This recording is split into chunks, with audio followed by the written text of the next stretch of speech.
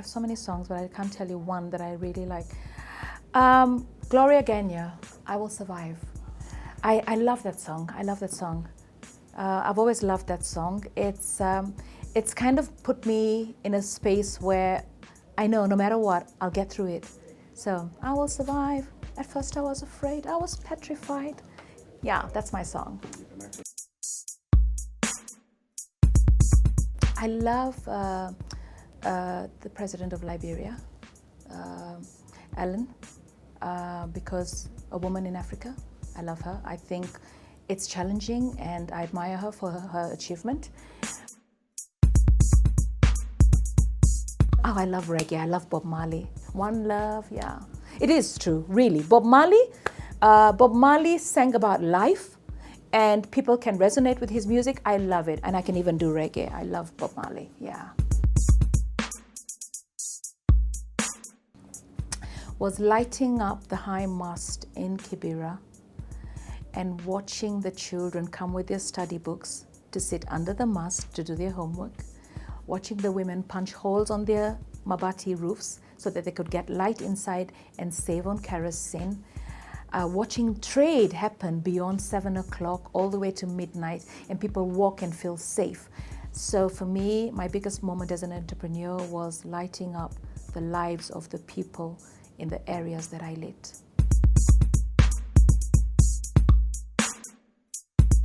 Haha.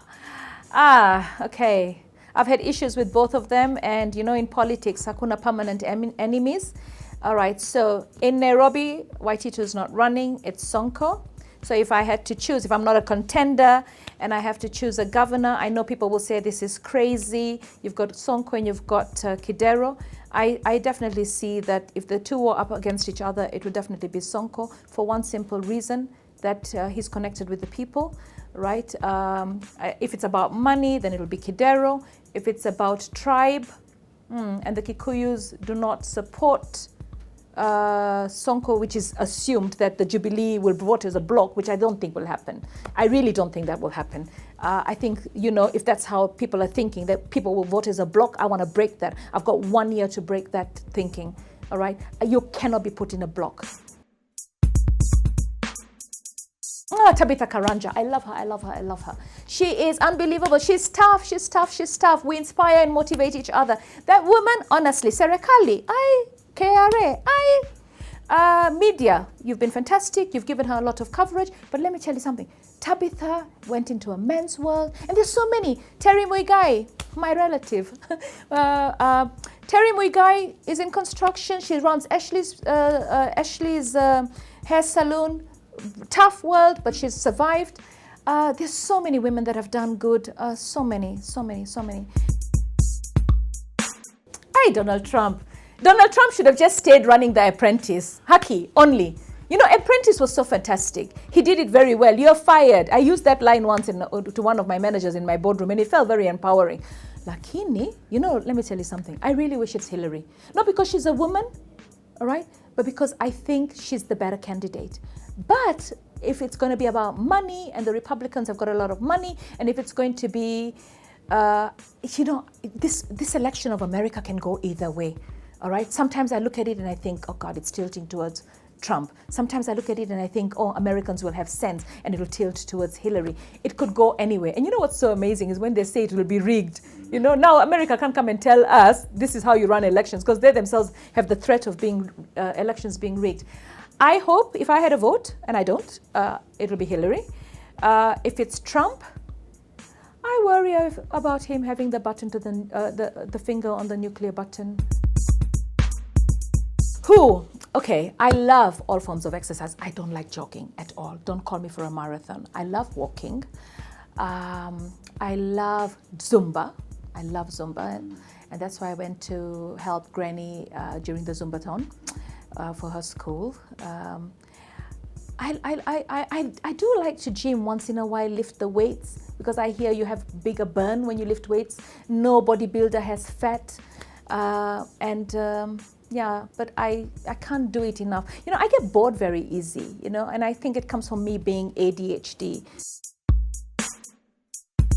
Oh my God, definitely Kalonzo. Oh, please. I mean, no difference there. I mean,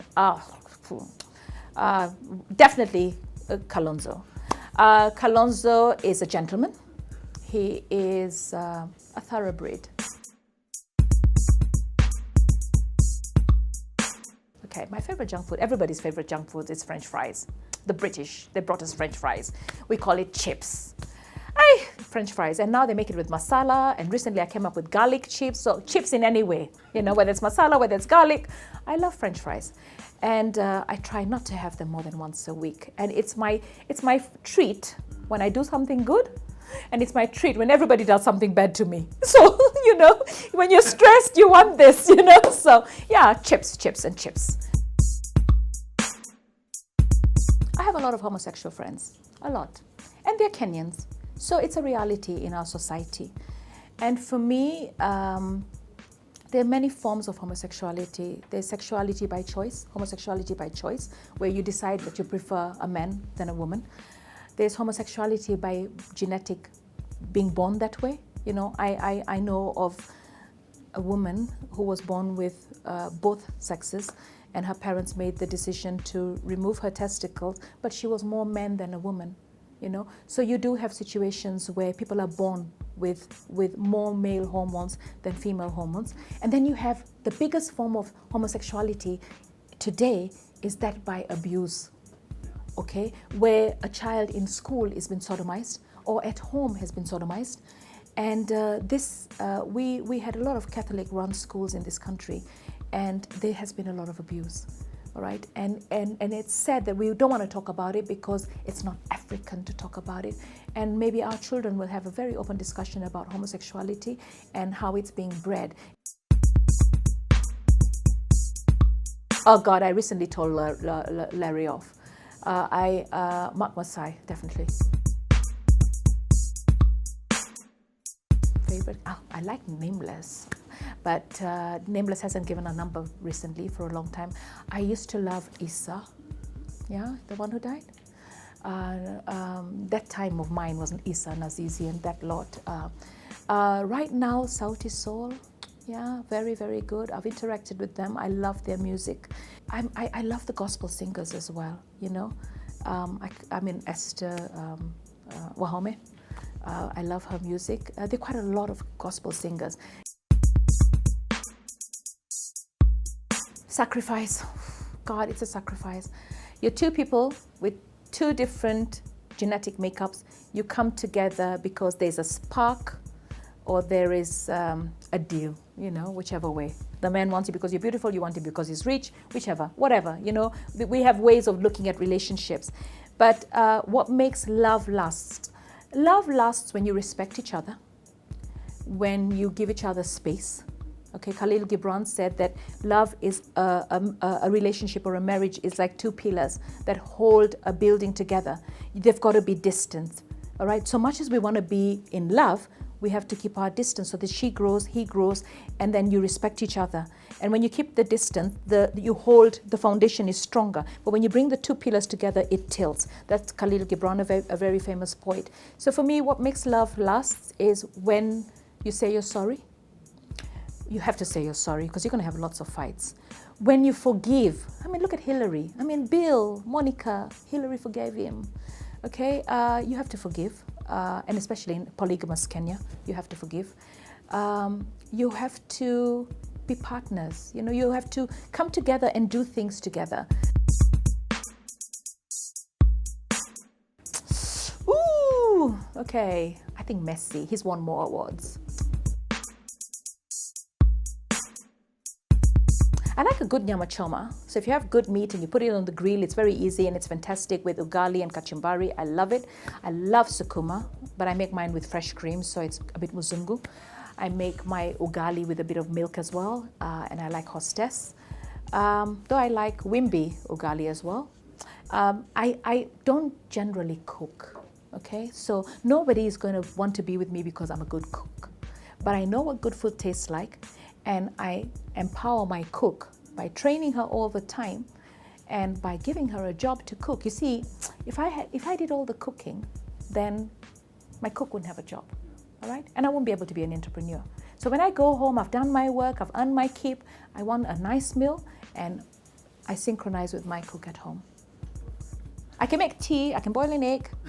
No, that's not true. Actually, I can cook. In my mother's house, we were 4 daughters, and my mother took off as soon as we could get into the kitchen. As soon as we got to the height of the stove or the cooker, my mother was like telling us all to cook. But my firstborn sister loved to cook, and she cooked a lot. I love to wash the dishes, yeah. Telling people off. You know, I mean, when I am angry, you know, yesterday I posted on my Twitter, is telling the truth good or not? You know, does it free you or does it imprison you? You know, the thing is, we're so used to women keeping quiet and being submissive and not saying what they mean, all right, or not meaning what they say because we're trying to conform. So the biggest problem with me that gets me into a lot of trouble is I speak the truth, like it or not, and I'll tell you to your face when you've done something wrong. Two. I lost one in between the two. I miscarried, but I have 2. A beautiful daughter. She's 20. My God, I know sometimes we walk around and we feel like sisters. Yeah, and I've got a son who's 16. Oh, he is so handsome. He gives Denzel Washington a run for his money. He's handsome, he's building up, so I'm sure I'm going to have lots of problems with girls coming in and boys coming in. So yeah, I need to get a umbokali now. It's not about loving one. Your children are your children. You love all of them, whether they do good or bad. But I think there are moments when you're praising one more than the other, or you're helping one more than the other because he or she has a dream or has something that they're doing, or you're spending more time with one or the other. And I think in that respect, there are times that children feel you love one more. It's about concentration. But I love both my children the same. But love is no excuse for them to do the wrong thing. Okay, you asked me when I had sex the first time, when I lost my virginity? Okay, I think I was 22. Yeah, 22. Definitely, I was. When I was given the key, you know, you get the key at 21. I don't know, the key is supposed to open what, but you get a key at 21. It's the Western kind of way of thinking.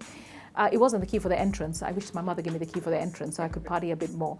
But I was definitely closer to 22 or just 22. Yeah.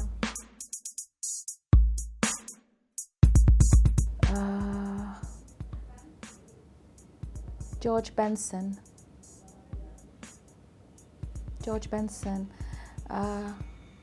He sang a song. If I had to, I've always loved his song. George Benson. You got to Google him. There's a song and it's just gone off my head, but I like him. I mean, if I'm going to think of, I don't like all that classic stuff. My husband likes Dolly Parton. Yeah. George Benson. If I had to live my life without you near me. Yeah. Hold me now, touch me now. I don't want to live without you. Nothing's gonna change my love for you. I sang that song for my children, and it ties back to the question you asked me about love. When you love, it's unconditional. It doesn't matter what you do. If I love you, and this is the godly love. And I think if as human beings we can love in spite of everything that you do to each other, I think that's beautiful. And George Benson coined it.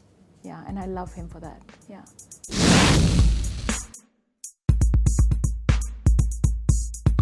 As my daughter says, shocketed.